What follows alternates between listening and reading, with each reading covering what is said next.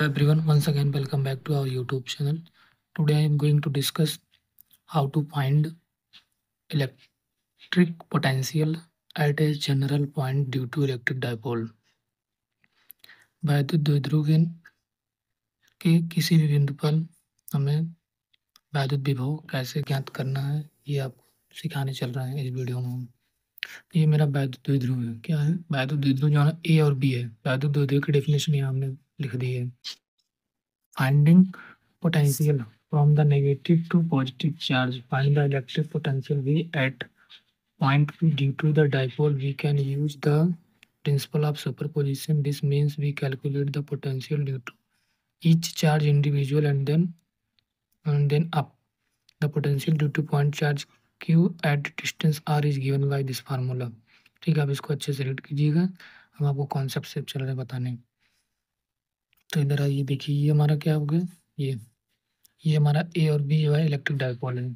इस electric dipole के कारण इस पॉइंट पी पर क्या निकालना है? इस पॉइंट पी पर मुझे पोटेंशियल निकालना है। तो ये पॉइंट पी जो है ना तो इसके निरक्षीय स्थिति में है ना तो इसकी अच्छी स्थिति में है। ठीक, कहाँ पे है? एट जनरल पॉइंट पे है।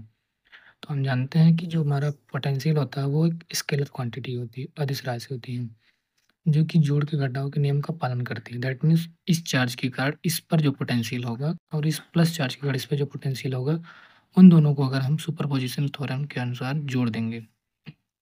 यहाँ देखिए प्रिंसिपल ऑफ सुपरपोजिशन लिखा है।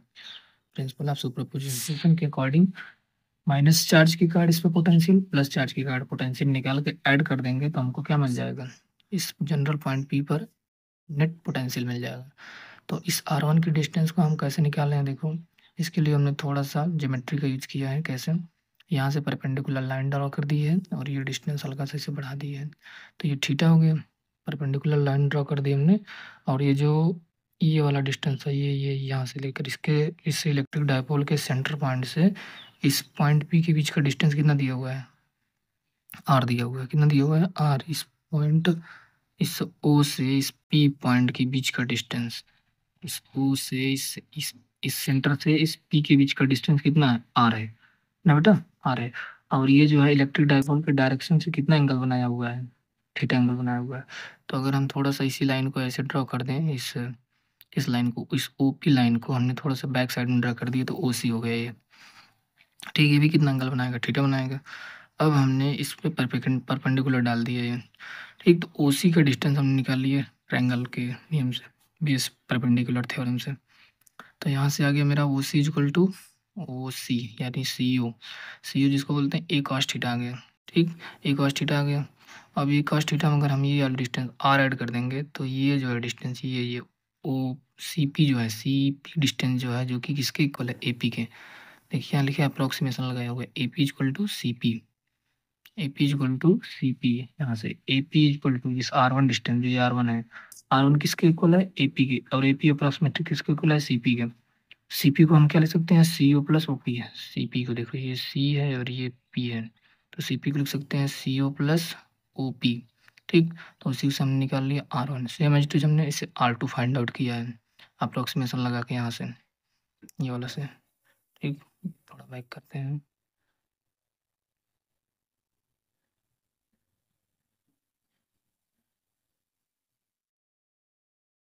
ठीक है, अब हम इस दोनों चार्ज के कारण वी निकालेंगे। तो वी इक्वल टू 1/4 पाई, देखिए 1/4 pi epsilon 0 minus Q upon R one, क्योंकि माइनस चार्ज के कारण ये आर वन डिस्टेंस पे स्थित है।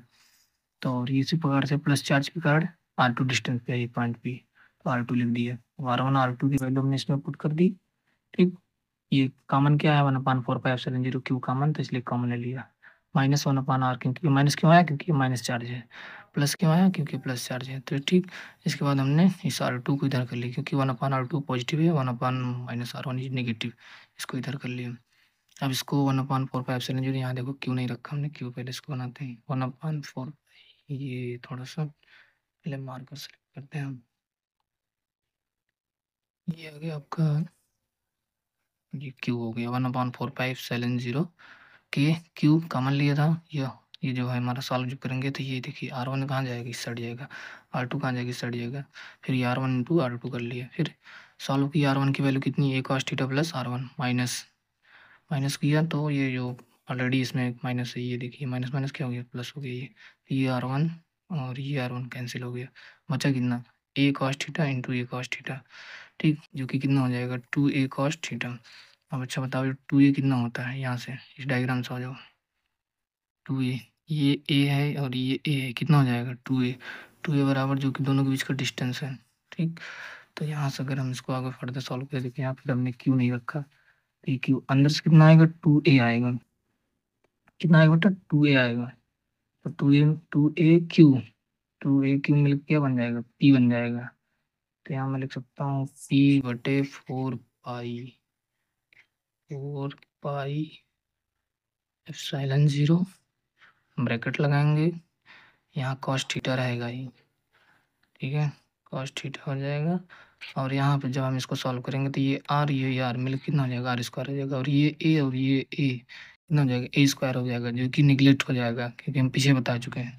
ये क्या है, दोनों चार्ज के बीच का डिस्टेंस, आपको डेफिनेशन बताई जाती है, दोनों चार्ज के बीच का डिस्टेंस इस r के रिस्पेक्ट में बहुत नेग्लिजिबल होता है, ठीक। तो a² हो जाएगा तो और नेग्लिजिबल हो जाएगा, तो a² cos थीटा पूरा नेग्लेक्ट कर देंगे, तो सिर्फ यहाँ बचेगा कितना, r² बचेगा, ठीक। यही हमारा फार्मूला होता है, क्या होता है, p cos theta 1/4 pi epsilon 0 r² at a general point of p, क्या हो गया, पोटेंशियल मेरा आ गया, ठीक। आई होप आपको समझ में आया होगा, समझ में आएगा तो प्लीज़ वीडियो को लाइक शेयर सब्सक्राइब कीजिएगा।